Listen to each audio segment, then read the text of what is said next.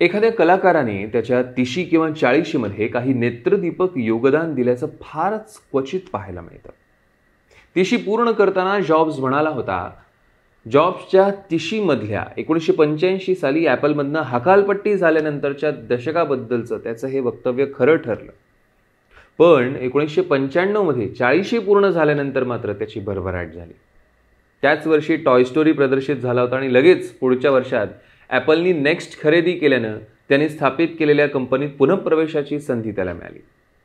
40 पुढचे लोकही उत्कृष्ट नवनिर्मिती करू शकतात हे ॲपलमधल्या पुनःप्रवेशाने जॉब्सनं सिद्ध केलं.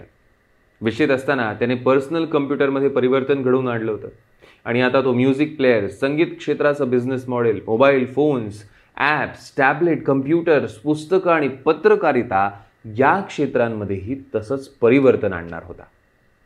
त्यानं लॅरी एलिसनला सांगितलं होतं की नेक्स्ट कंपनी ॲपलला विकणं, ॲपलच्या बोर्डावर नियुक्त होणं आणि अमेलिओ अडखळेल तेव्हा तिथे तयारीत उपस्थित असणं ही त्याची पुढची योजना होती.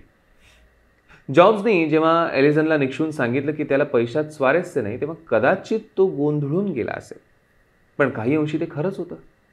त्याला एलिसनसारखी उधळपट्टीची सवय नव्हती, बिल गेट्ससारखी दानशूरतेची उर्मी नव्हती किंवा फोर्ब्सच्या सर्वात श्रीमंत व्यक्तींच्या मानांकनाच्या चढावडीत तो किती वर आहे हे पाहायची तळमळही नव्हती. त्याऐवजी त्याने त्याच्यातल्या अहंकारी वृत्ती आणि वैयक्तिक धडाडीनं लोकांना अचंबित करेल असा वारसा निर्माण करून त्याद्वारे समाधान शोधण्याचा प्रयत्न केला. तो वारसा 2 प्रकारचा होता. एक नाविन्यपूर्ण आणि उत्क्रांती घडवून आणणारी नेत्रदीपक प्रॉडक्ट्स बनवणं आणि चिरायू होईल अशी कंपनी निर्माण करणं.